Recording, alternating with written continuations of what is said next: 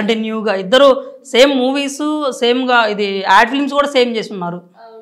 అయితే అక్క ఏం చేస్తే అదే చేయాలని ఉంటుంది. ఇట్లా అక్కలానే అవ్వాలి, అక్కని చూసి అది ఇన్స్పిరేషన్. మరి అక్క ఐఏఎస్ అవ్వాలనుకోవట్లేదు కదా? అది అక్క ఈ ఓనా ఇది మాత్రం ఓను. అదే ఇప్పుడు ఇండస్ట్రీ గురించి మాట్లాడుకుంటే హీరో హీరోయిన్స్ ఎవరైనా కానీ వాళ్ళకి పక్క లాంగ్వేజెస్ నుంచి కన్నడ కావచ్చు, తమిళ్ కావచ్చు, మలయాళం నుంచి యాక్టర్స్ నుంచి పోటీ అనేది ఉంటుంది.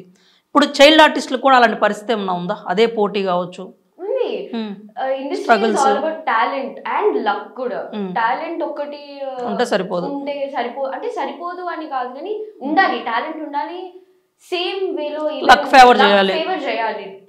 ఎందుకంటే ఇప్పుడు ఏ స్ట్రీమ్ లో అయినా ఏ దాంట్లో అయినా కాంపిటీషన్ అనేది ఎక్కువ అయిపోయింది. అవును, ఏ దేంట్లో అయినా ఎక్కువ అయిపోయింది. ఇప్పుడు బౌండరీస్ లేవు ఎక్కడా కూడా. ఇప్పుడు అంతా పాన్ ఇండియా అయిపోయింది, ఏదైనా ఉంది. సో పక్కా ఉంది అన్నిట్లో. ఈవెన్ చైల్డ్ ఆర్టిస్ట్ అవ్వచ్చు, ఈవెన్ ఇట్స్ కమీడియన్ అవ్వచ్చు, విలన్ అవ్వచ్చు, హీరోయిన్ అవ్వచ్చు, ఎందుకైనా కాంపిటీషన్ ఉంది అన్నిట్లో నుంచి. యూనో బాలీవుడ్ అవ్వచ్చు, అది ఎక్కడైనా కానీ.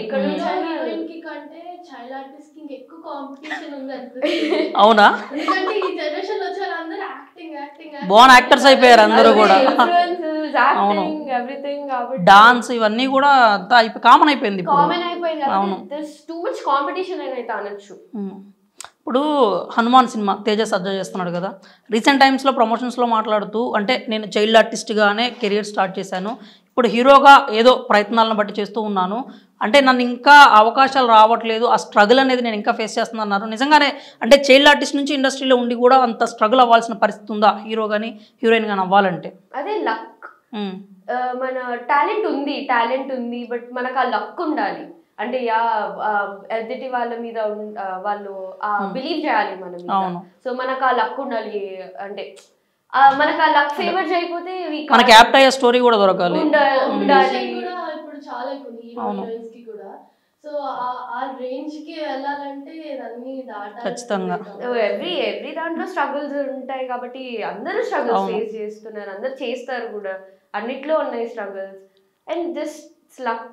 జాబ్స్ కావచ్చు, అంటే అన్ని ఇండస్ట్రీల లాగే అన్ని స్ట్రీమ్స్ లాగే ఇది కూడా అంతే.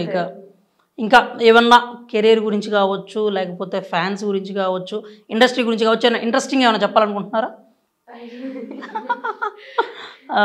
అంటే ఎక్కడికెళ్ళినా అక్కకి ఫాలోయింగ్ ఎక్కువ ఉంది అనిపిస్తుంది నాకు. అవునా? అంటే ఏదైనా ఇక్కడ వెళ్ళినప్పుడు మీరు దీంట్లో ఉన్నారు కదా అని అక్కలు అంటే నాకు పక్కకు దోసేస్తారు.